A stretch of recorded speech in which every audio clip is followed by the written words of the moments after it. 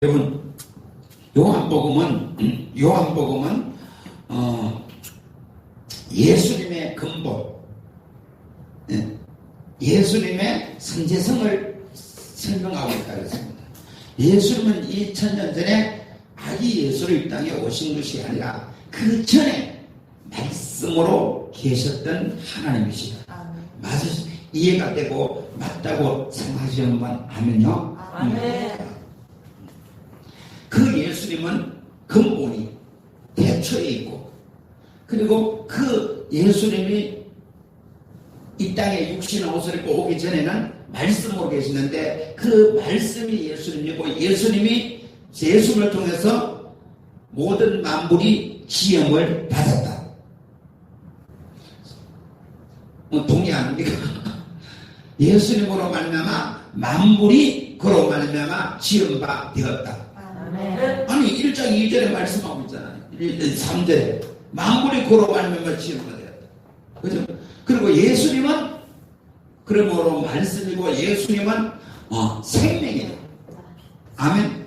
그 생명은 두 가지라 해서, 그죠? 육신의 생명은 비로소, 영생, 영혼의 생명은 뭐라 그랬죠? 조회. 이름 같네. 임조회라고 이름을. 영원한 생명. 근데 이 영원한 생명, 예수는 영원한 생명인 동시에 또 예수님은 빛인데 보통 빛이 아니고 뭐라고요? 참 빛이 되십니다. 빛은 어둠을 다 물리치는 거죠. 그런데 이 생명을 얻기 위해서는 중생을 해야 된다. 거듭나야 된다. 근데 어떻게 거듭나야 되느냐? 물과 성령으로 거듭나는 거다.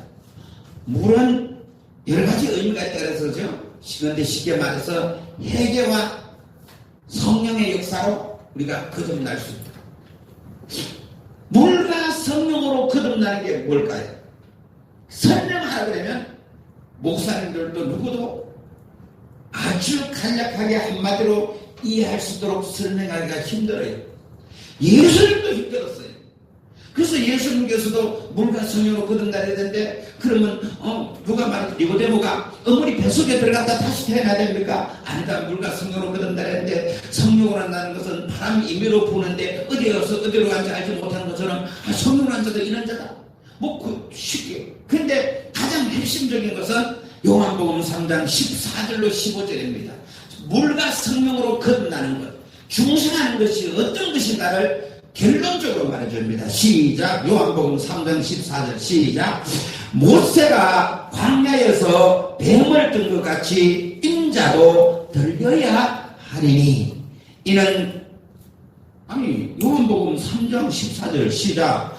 모세가 광야에서 뱀을 든 것 같이 인자도 들려야 하리니 이는 그를 믿는 자마다 영생을 얻게 하겠습니다. 아하, 물과 성령으로 거듭난다는 것은 결론적으로 예수님이 십자가에 높이 달릴 것인데, 지금은 이해가 가.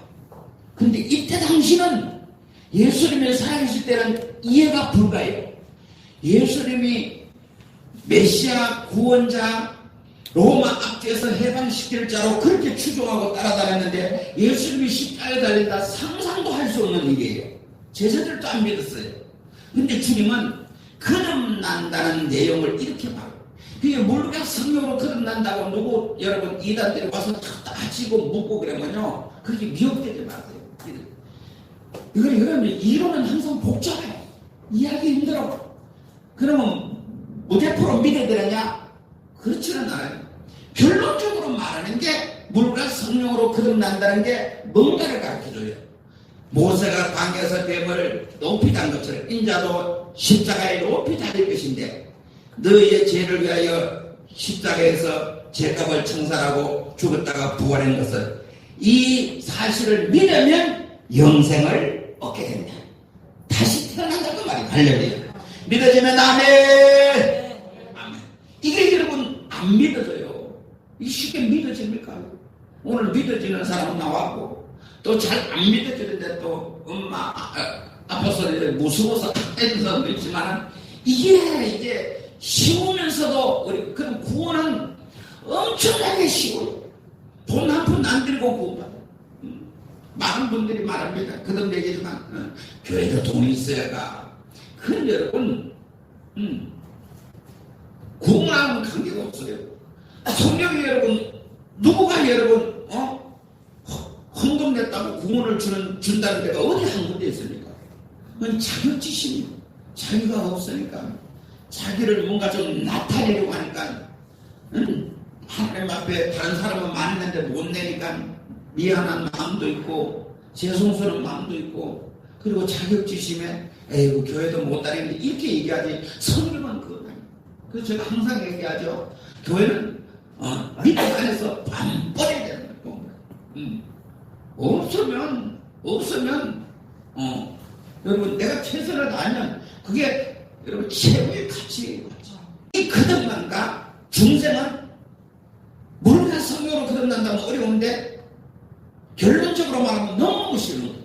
예수님이 나의 구주신 것, 예수님이 메시아신 것, 예수님이 그리스도이신 것, 예수님이 나의 주가 되신 것, 예수님이 나의 하나님 되신 것이 믿어지면 중생한 거예요. 중생한 거.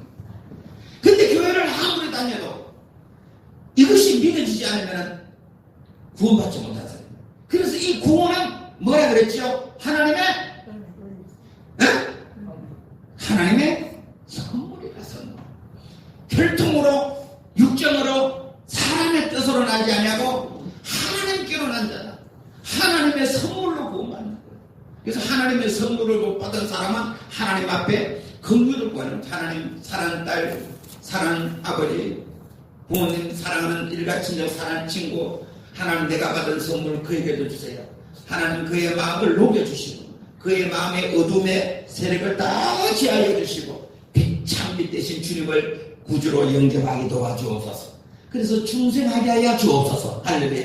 그래서 다 중독이다. 여러분 하나님의 은혜로 가능한 것입니다. 그리고 이 예수님이 구원을 이루기 위해서 육신을 입고 온 것이 바로 성육신이다. 지난 시간에 거기까지 했습니다. 오늘은 본문 1장 19절부터요 보겠는데 먼저 한번 본문 읽고 한번 볼까요? 보십시다. 19절 요한복음 1장 19절 이하부터 34절까지 보십시오. 시작.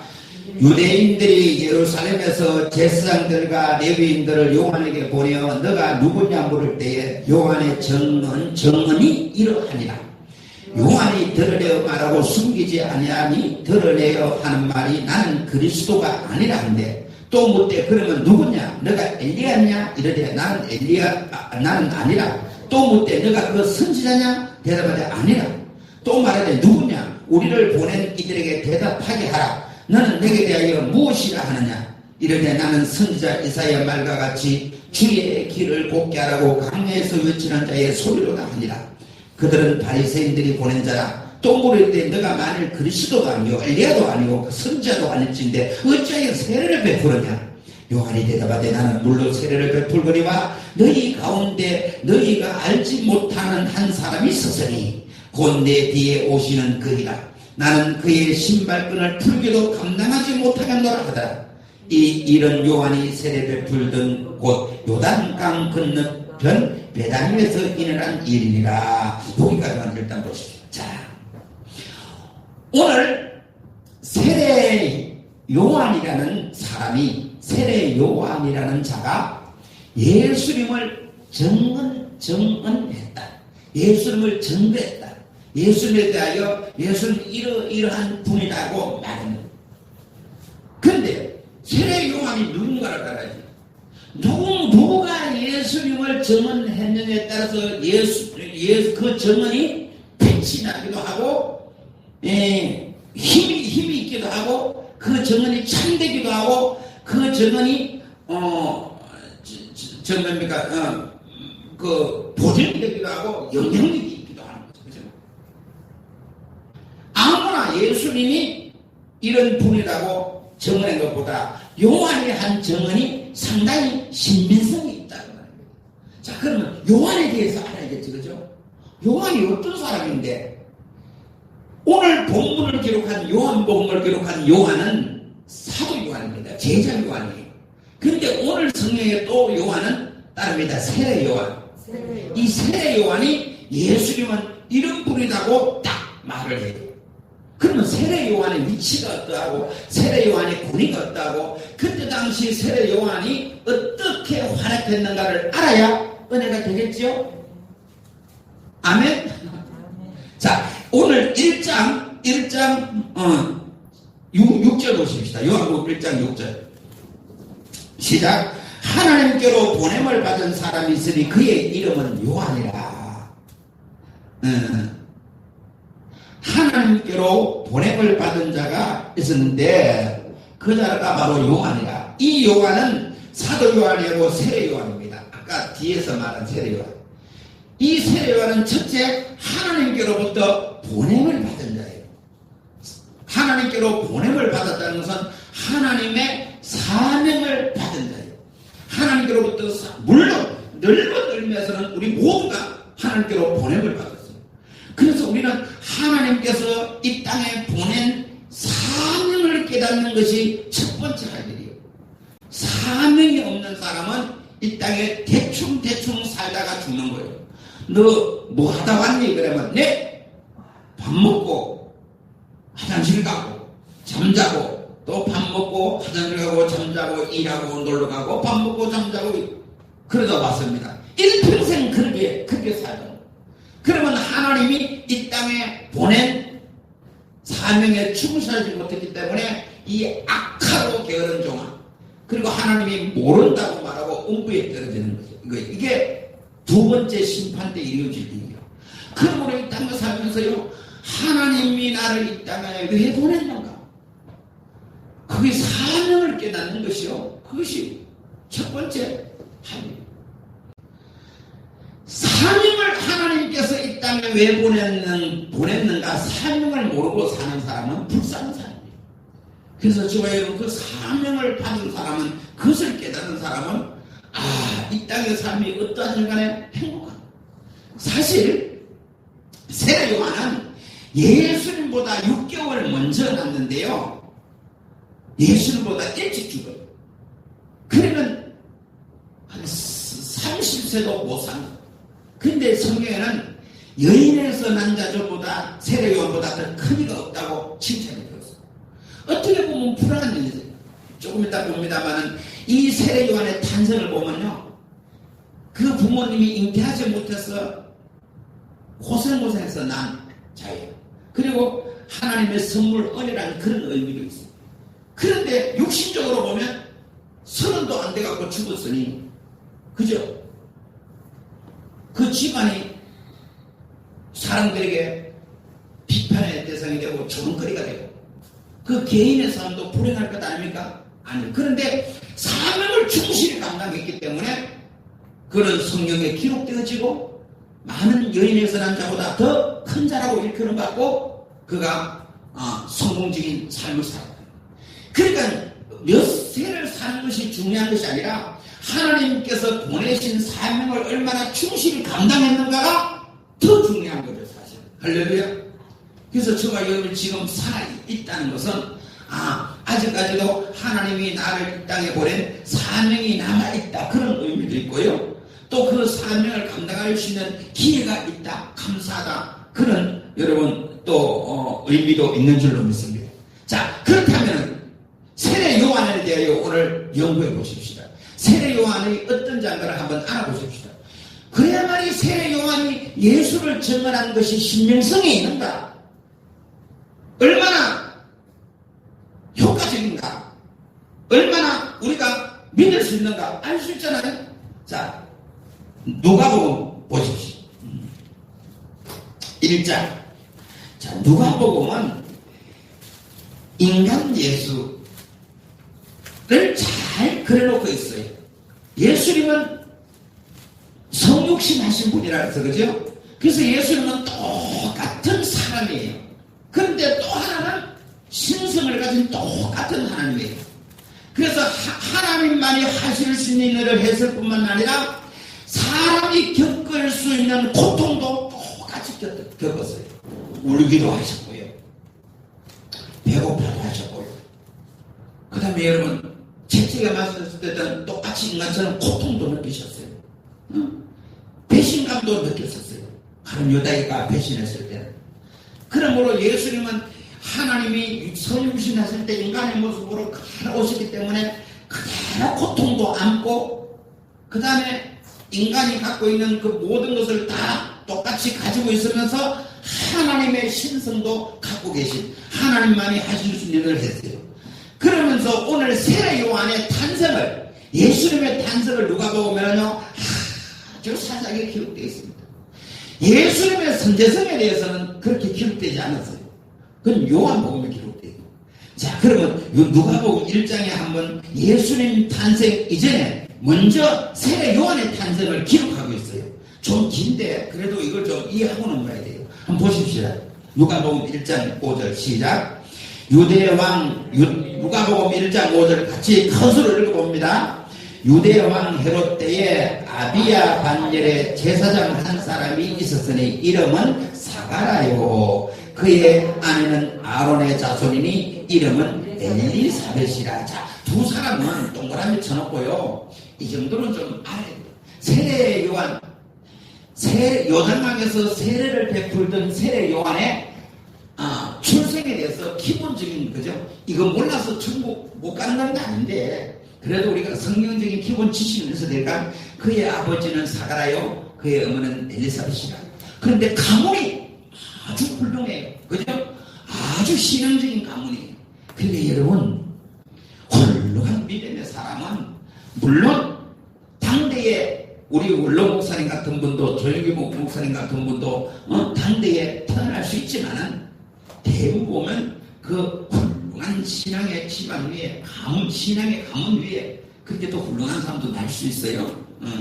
오늘, 그의 아버지는 제사장의 반들이요. 그의 어머니는 아론의 자손이네, 아론의 자손. 아론이 누굽니까? 알죠, 그죠? 대제사장. 아론의 후손으로부터 대제사장이 계속되는 거예요. 그러니까 여러분 아주 뼈대가 있는, 신앙의 뼈대가 있는, 신앙의 가문이 있는, 신앙의 가호가 있는 그러한 집안에 태어납니다. 그래서 여러분 사가라와 엘리사벳 이렇게 기억해놓고요. 시작. 이 두 우리 친구들 빨리 들어와요. 이 가장 중요한 거. 시작. 이 두 사람이 하나님 앞에 의인이니 주의 모든 계명과 규례대로 흠이 없이 행하더라. 엘리사벳이 잉태하지 못함으로 그에게 자식이 없고 두 사람의 나이가 많더라. 마침 사가라가 그 반열의 차례대로 하나님 앞에서 제사장의 직무를 행할 때에 이 제사장이요 많아요. 이 제사장이 많은데 그 제사장의 순서가 있어요. 하나님 앞에 제사 드릴 때 순번에 따라서 이렇게 제사를 드리거든요. 그 얘기예요. 9절 제사장의 절대를 따라 제비를 뽑아 뽑아 주의 성전에 들어가 분향하고 모든 백성은 그 분향하는 시간에 밖에서 기도하더니 주의 사자가 그에게 나타나 향단 우편에 선지라. 사가라가 보고 놀라며 무서워하니 천사가 그에게 이르되 사가라여 무서워하지 말라. 너게 간과함이 들린지라. 내 아내 엘리사벳이 내게 아들을 낳아주니 그 이름을 요한이라 하라. 참 태어나기 전에 지은 이름이 예수란 이름도 있지만요 요한이라는 이름도 있어요. 요한도 나시기 전에 지어진 이름이에요. 여러분 여기에 자식 우리 자녀 놓을 분 없어요 앞으로? 보자 누구 있는가?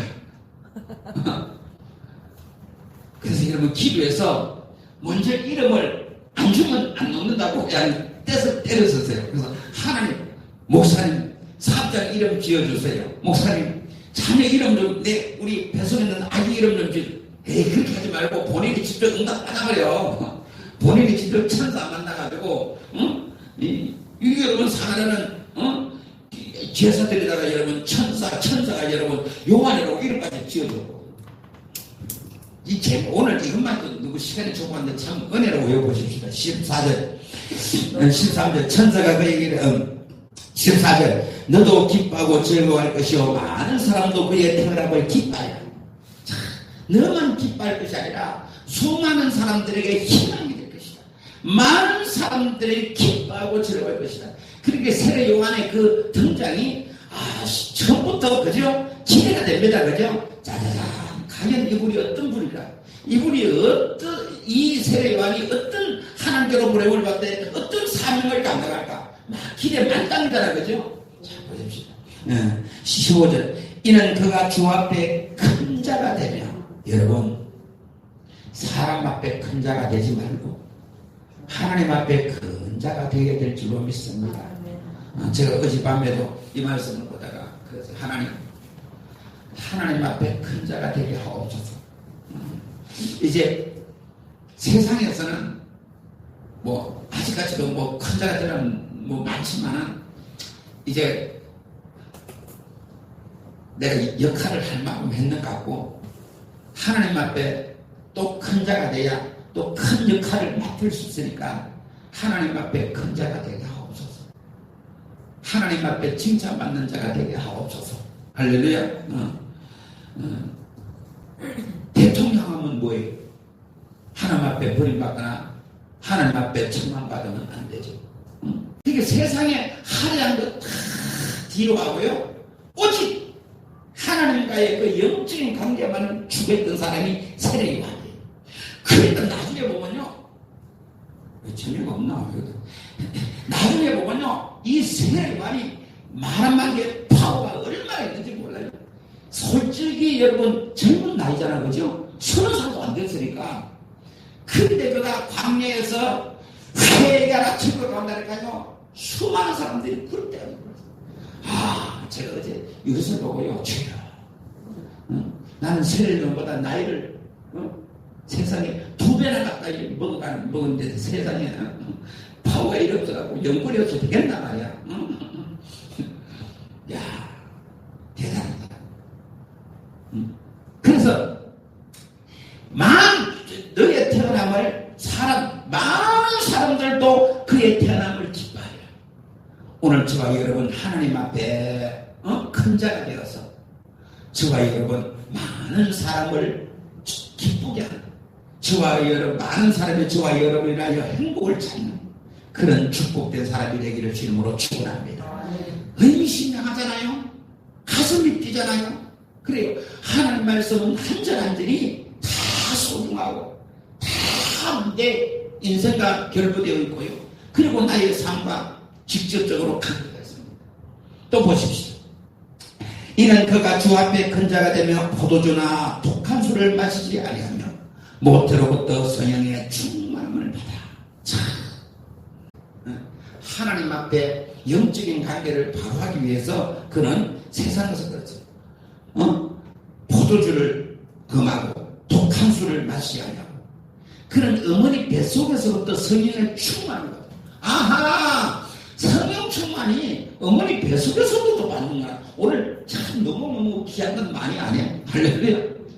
그 여러분, 아쉬움이 많은데, 앞으로, 자식을 잉태할 그런 기회가 있는 분들은, 10달 동안 안수기도를 계속해가지고, 뱃속에서부터 성령 충만함을 받아서 태어나서 절대로 부모 속 안 쓰기도. 그러니까 부모 속 쓰인 것은 누구 잘못이라고? 아니, 우리가 깨어놓고 얘기하자고. 자식이 속 쓰이면 누구 탓이에요? 대답을 안 해. 지게 만들려고. 부모 탓이지. 오늘 여러분, 이 요한은요, 이 사가랴와 엘리사벳은요, 얼마나 성령이 충만한지요. 아기가 잉태하자마자 성령이 충만했거든. 뱃속에서도 성령이 충만했거든. 그러게 뭐 말씀을 알고죠. 세례 요한이 사춘기를 겪었다. 어디 있어? 세례 요한은 사춘기도 안 겪었을까? 다시 넘어갑니다. 26절. 그러나 그 시간에서 이스라엘 자손을 주 곧 그들의 하나님께로 많이 돌아오게 하겠습니다.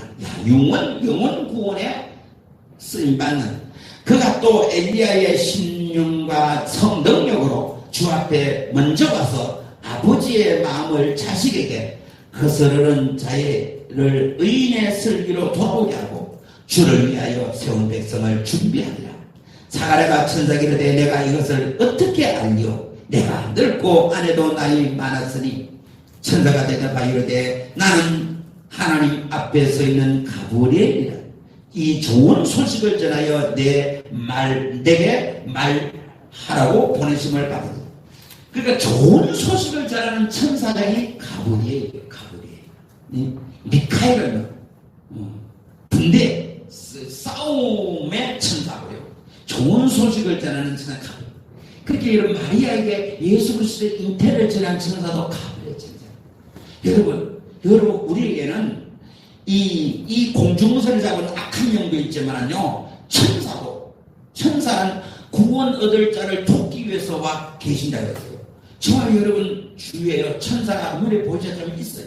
하나님이 보내주어서 지키는 가브리엘 천사도 있고, 하나님이 응답을 좋은 소식을 전해주는 미카엘 천사도 있고, 좋은 소식을 전하는 가브리엘 천사도 있는 거예요. 여러분, 그러니까 우리가 여러분 보통 사람이 아니에요. 하나님이 갈보리 십자가에서 몸집을 피해서 구원해준 저와 여러분을 뭐처럼 내버려두지 않는다 그랬어요? 그는 고아처럼 내버려둬. 그러니까 여러분 아무리 힘들어도 나는 하나님 앞에 사랑받고 있다. 나는 고아가 아니다. 아버지가 나를 사랑하신다. 천사를 보내서 나를 돕고 계신다. 그래서 여러분 하나님이 도우시면 정말 교통사고 나서 내동댕이처럼 천사가 안아주면요 하나도 다치지 않을 수도 있어요. 그렇다고 테스트는 하지 말고.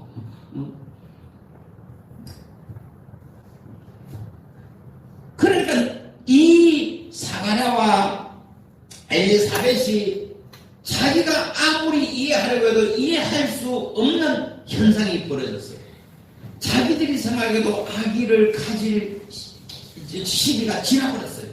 그러나 분명하게 가브리엘 천사, 좋은 소식을 전하는 천사가 그렇게 전해줍니다. 20절 보라, 이 일이 되는 날까지 내가 말 못하는 자가 되어 너희 말을 못하느니 이는 너가 내 말을 믿지 아니하므로 때가 이르면 내 말이 이루어지리라. 그래서 여러분 이 사가랴 제사장이요, 제사장 사가랴가 믿지 못하면 하나님이 벙어리라고 하면 안 되는데 뭐죠 이거? 말 못하는 거 싫었죠. 예? 싫었죠. 아니고 그거 아니고 말을 못하겠어요. 왜냐하면 이 부정적인 말을 하면요 하나님 역사하잖아요. 그래서 하나님이 자기 부인보고 엘리사벳 오늘 내가 하나님 앞에 제사 드리는데 천사가 나타났더니만 가브리엘 천사가 나타났더니만 아들이 있을 것이라 했는데 이름을 요한이라 불러주더라. 그게 가능하겠어? 아니 자꾸 말하면 안 되잖아요. 그러니까 하나님 그냥 입을 딱 막아버려, 봉해버려. 말을 못해. 근데 제가 생각해봤어요. 이 사가랴가 집에 가서 말하고 싶은데 말 못하고 뭐라고 얘기했을까? 그냥 손짓했을까? 엘리사벳 보고 남자 표시를 들어가면서 그랬을까? 근데 또 한편을 보니까 하나님이 말을 못하겠으니까 줄이고서 그냥 곤지 안 하고 기도만 했지 않을까? 또 그런 생각이 들어봅니다. 여하튼 성경은 상상해보면 또 재밌어요. 자 보십시다. 21절 백성들이 사가랴를 기다리며 그가 성전 안에서 지참을 이상 여기더라. 그가 나와서 그들에게 말을 못하니 백성들이 그가 성전에서 환상을 본 줄 알았더라. 그가 몸짓으로 뜻을 표시하며 그냥 말 못하는 대로 했더니 그러니까 그때 가서 이제 성전에 들어가서 제사를 드리다가 하나님의 환상을 보면은 상당히 두려움과 그런 하나님의 영광을 체험하고 이런 현상이 종종 있었는데 사람들은 그러했는 것으로 인정했죠. 23절 그 직무의 날이 다음에 집으로 돌아가니라. 그 후에 그의 아내 엘리사벳이 잉태하고 5달 동안 숨어 있으며 이르되 주께서 나를 돌아보시는 날에 사람들 앞에 내 부끄러움을 없이 하시려고 이렇게 행하심이라 하더라. 6째 달에 천사가 가브리엘 하나님의 보내심을 받아 갈릴리 나사렛이라는 동네에 가서 요거는 마리아에게 똑같이 가브리엘 천사가 예언한 거고요. 자, 그 다음에 뛰어넘어가서 3장 보십시다. 3장 누가 보면 3장 조금만 더 보십시오. 자, 그래서 세례 세례 요한이 잉태되고 세례 요한이 태어나는 그 과정을 소개했는데 보통 범인이 아니에요. 그죠? 그때부터 하나님께로부터 붙잡혀서 온전히 하나님께로부터 또 요한복음 1장에 보냄을 받았다는 것처럼 하나님께서 사명을 받고 있다는 자가 요한이에요. 자, 요한이 이제 이 땅에 태어나서 한 사역을, 첫 번째 사역을 한번 보십시다. 누가복음 3장 1절 큰 소리 시작. 디베르 황제가 통치한 지 15해 곧 본디오 빌라도가 유대의 총독으로 헤롯이 갈릴리의 분봉왕으로 그 동생 빌립이 이두레와 드라고리 지방의 분봉왕으로 누사리아가 아벨렌의 분봉왕으로 안나스와 가야바가 대제사장으로 있을 때에 하나님의 말씀이 빈들에서 사라의 아들 요한에게 임한지라. 그래서 새 요한을 갖다가 구약의 마지막 율법이요 선지자라고 말을 합니다. 신약의 사람이에요. 세례 요한은. 그죠? 그러나 예수님이 태어난 이유를 신약으로 하니까 예수님이 태어나기를 전에 활동했던 선지자에서 구약 선지자로 그렇게 분류를 합니다.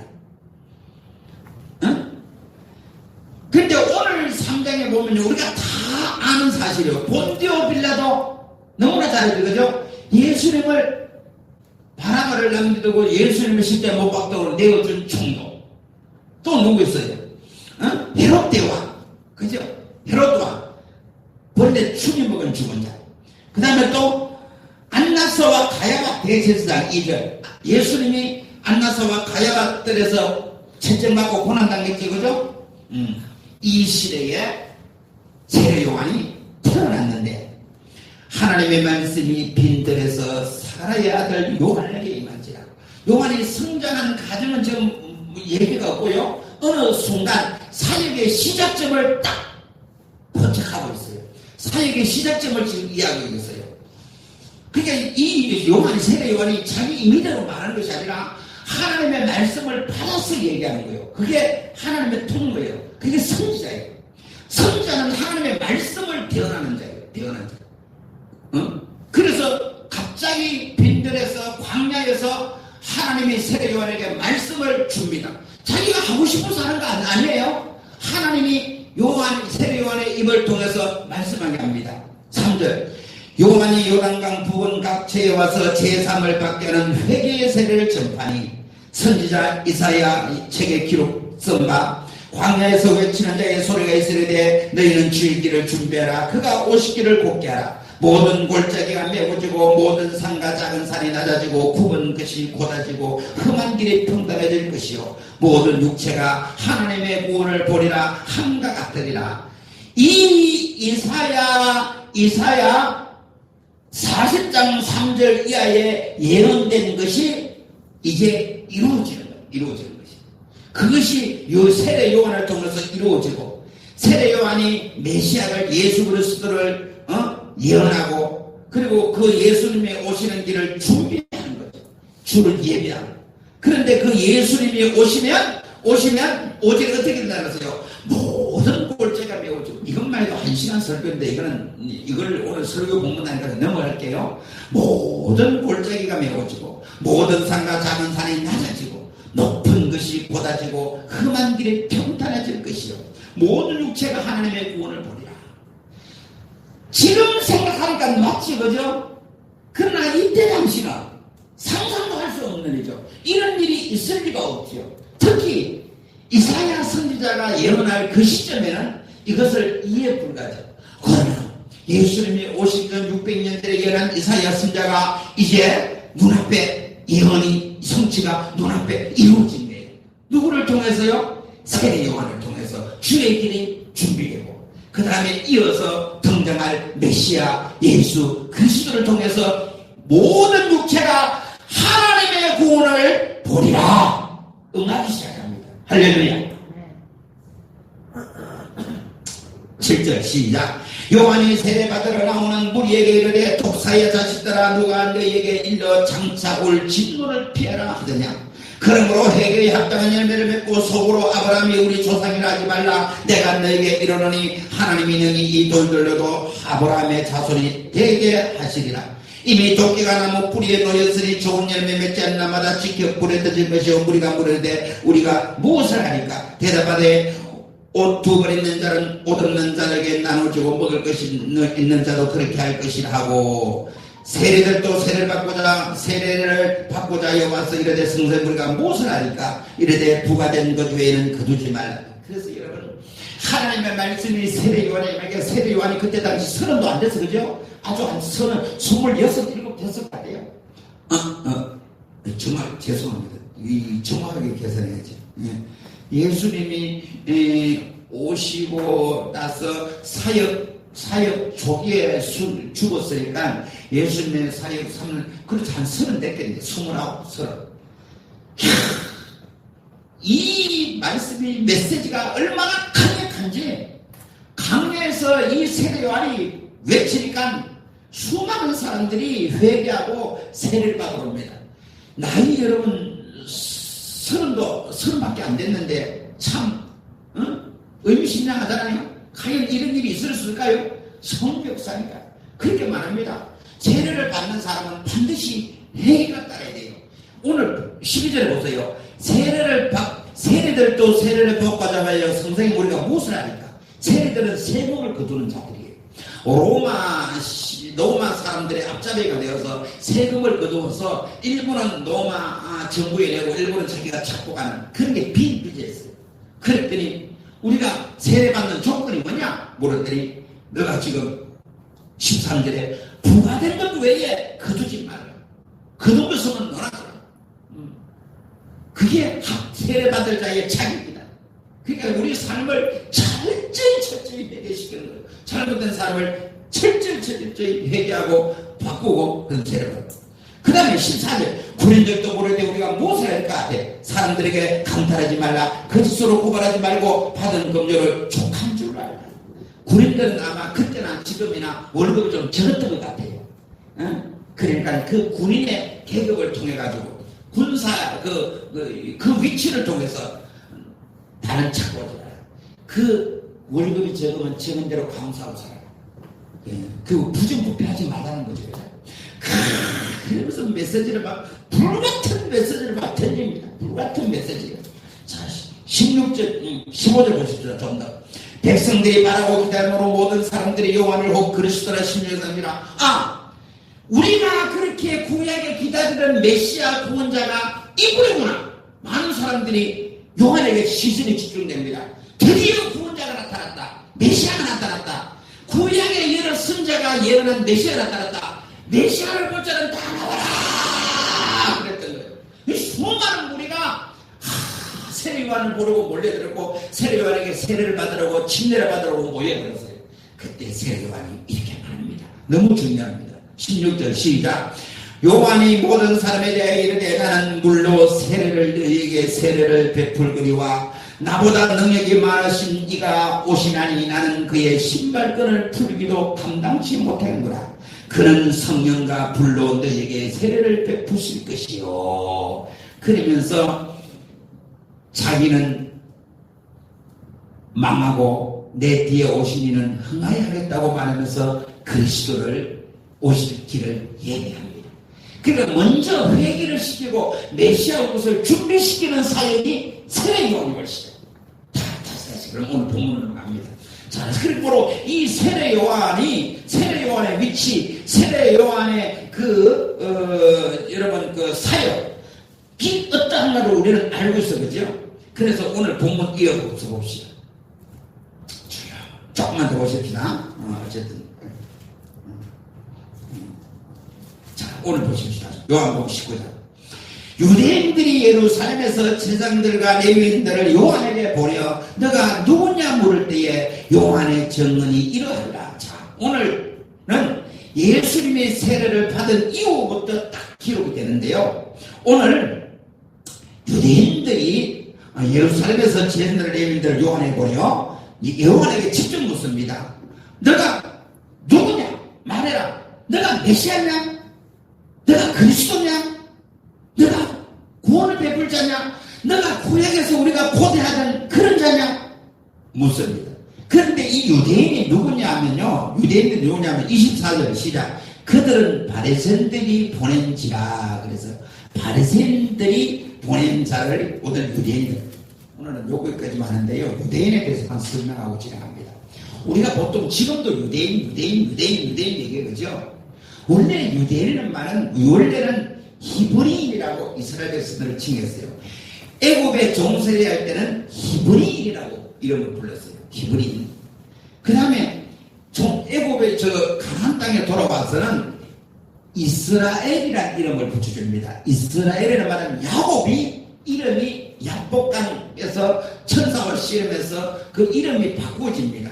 그래서 야곱의 12지파가 이스라엘 민족이 되잖아요. 그러니까 이 이스라엘이 야곱의 이름이 이스라엘로 바뀌는데 그 이스라엘이 유대 히브리인의 이름이 됩니다. 그래서 이스라엘 민족이 됩니다. 세월이 지나서 남유다와 북이스라엘이 갈라지게 됩니다.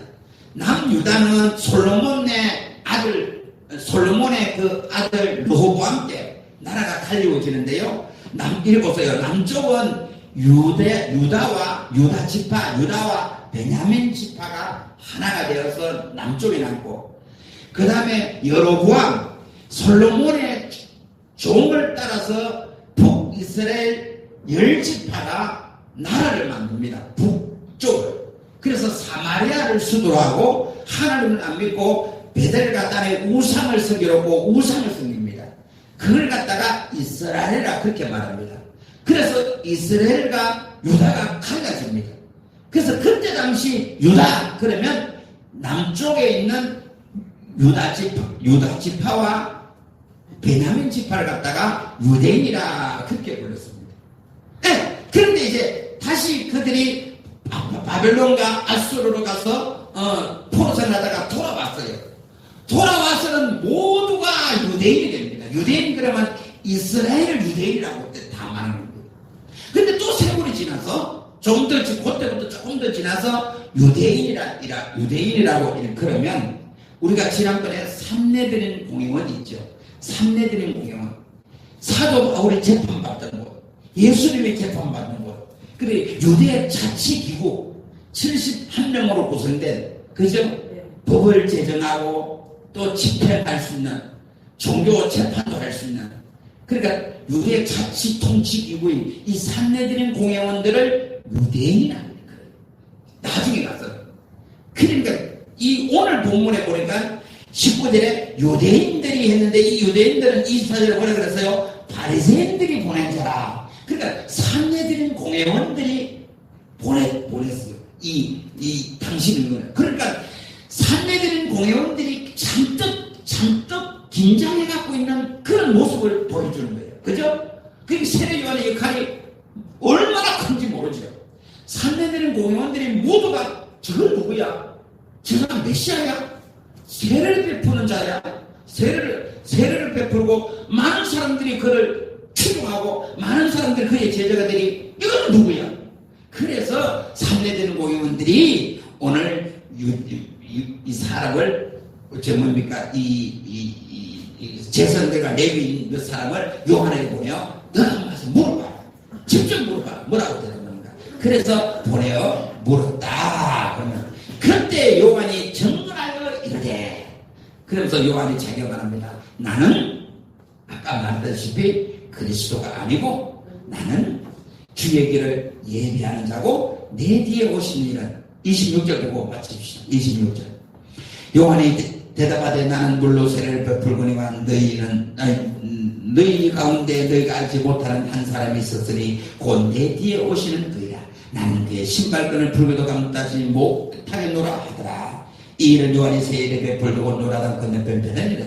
아까 누가복음보다는 좀 축소되었지만 그죠? 똑같은 말을 기록하고 있습니다. 나는 메시아가 아니고 나는 그분의 신발끈은 종들이 풀고 맺는 거예요. 나는 그분의 종도 못 된다. 내 뒤에 오시는 이는 물과 불로 세례를 베푸는 그런 자다. 그러면서 예수 그리스도를 증언합니다. 그러므로 아무나 지나가는 사람이 예수를 증언하는 것하고 뱃속에서부터 성령 충만한 이름이 나기 전에 요한이라고 하나님이 지어준 그 이름, 그리고 태어나서 독주를 금하고 그 다음에 그가 광야에서 수도 생활을 하고 그가 하나님의 말씀마다 선포할 때에 수많은 사람들이 회개하고 그 앞에 세례를 받던 그가 예수를 증언하는 거하고 다르지, 그죠? 그래서 세례 요한에 대해서 오늘 먼저 알아보았습니다.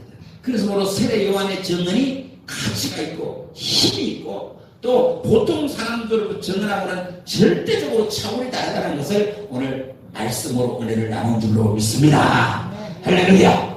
기도합시다. 아버지 하나님, 오늘 요한복음 1장을 강의하면서 세례 요한에 대하여 은혜를 나누었습니다.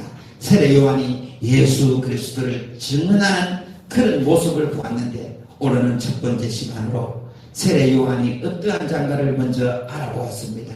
하나님, 세례 요한은 태어날 때부터 전적으로 하나님의 역사로 또 그 이름도 또 그 뱃속에서부터 성령 충만한 자로 또 강야에서 그는 하나님의 말씀을 받아서 선포한 하나님의 태어난 그런 구약의 마지막 선지자, 예수 오기 직전에 활동했는 선지자인 것을 알 수 있습니다. 그가 예수 그리스도가 그가 예수님이 그리스도이심을 불로 세례를 주는 이심을 증언하고 있습니다. 아버지 하나님, 오늘 우리가 이 예수를 만나고 알고 믿고 동행하고 살게 하시니 감사합니다. 오늘 특별히 예수님이 육신으로 이 땅에 오셔서 육신이 칼이구별이 찍히시고 채찍에 맞아 우리에게 영의 양식이 되고 영생, 조회, 영원한 생명을 주신 예수님을 기념하기 위한 성찬을 떼기를 원합니다. 하나님, 이 성찬을 뗄 때에 예수님 그 십자가 사랑을 체험하게 하시고 느끼게 하시고 믿게 하시고 감사하게 하시고 그 사랑에 꼭 붙잡힌 바 될 수 있도록 축복하여 주옵소서. 예수님의 이름으로 기도드립니다. 아멘. 예수께서 이르시되 내가 진실로 진실로 너희에게 이르노니 인자의 살을 먹지 아니하고 인자의 피를 마시지 아니